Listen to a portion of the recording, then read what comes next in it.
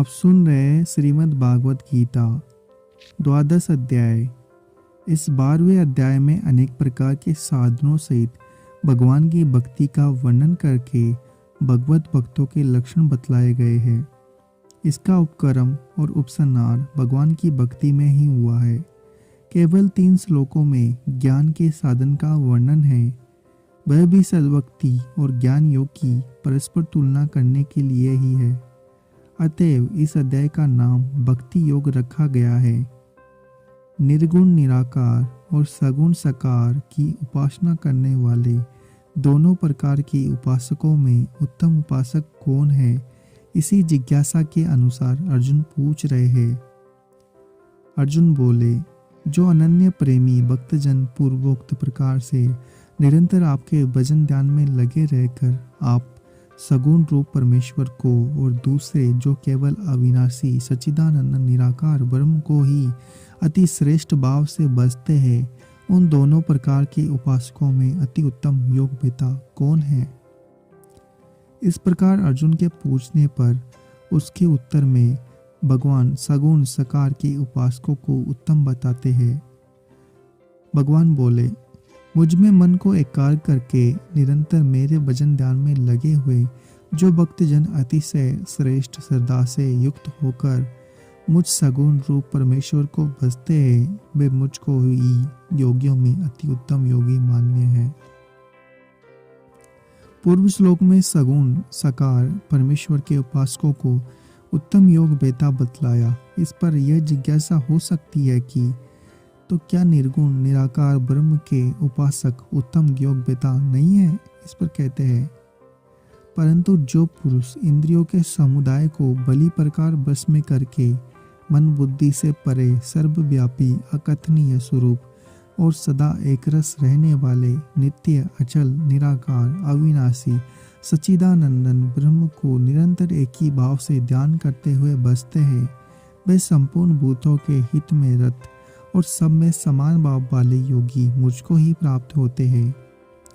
इस प्रकार निर्गुण उपासना और उसके फल का प्रतिपादन करने के पश्चात अब देह अभिमानियों के लिए अव्यक्त गति को कठिन बताते हैं।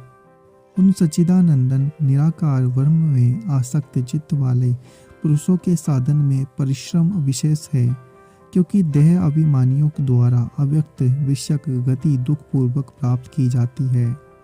इस प्रकार निर्गुण निराकार ब्रह्म की उपासना से देह अभिमानियों के लिए परमात्मा की प्राप्ति कठिन बतलाने के उपरांत अब 2 श्लोकों द्वारा सगुण परमेश्वर की उपासना से परमेश्वर की प्राप्ति शीघ्र और अनायास होने की बात कहते हैं।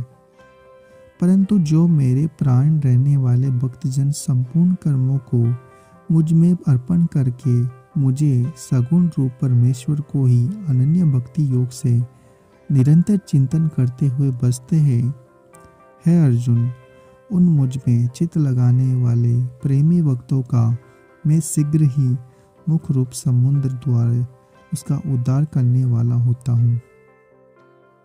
इस प्रकार पूर्व श्लोकों में निर्गुण उपासना की अपेक्षा सगुण उपासना की सुगमता का प्रतिपादन किया गया है। इसलिए अब भगवान अर्जुन को उसी प्रकार मन बुद्धि लगाकर सगुण उपासना करने की आज्ञा देते हैं। मुझ में मन को लगा और मुझ में ही बुद्धि को लगा, इस प्रकार तो मुझ में ही निवास करेगा, इसमें कुछ भी संशय नहीं है। यह जिज्ञासा हो सकती है कि यदि मैं उपयुक्त प्रकार से आप में मन बुद्धि ना लगा सकूं तो मुझे क्या करना चाहिए। इस पर कहते हैं, यदि तू मन में मुझ में अचल स्थापन करने के लिए समर्थ नहीं है तो अर्जुन इस अभ्यास रूप योग के द्वारा मुझको प्राप्त होने के लिए इच्छा कर।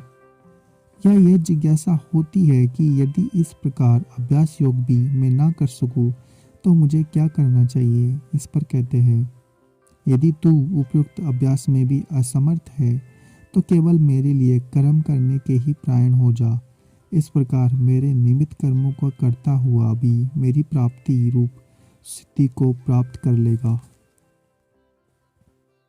अगर आपको हमारा ये प्रयास अच्छा लग रहा है तो चैनल को सब्सक्राइब जरूर करें, वीडियो को लाइक और शेयर करना ना भूलें। आप सुन रहे हैं श्रीमद् भागवत गीता द्वादश अध्याय। इस 12वें अध्याय में अनेक प्रकार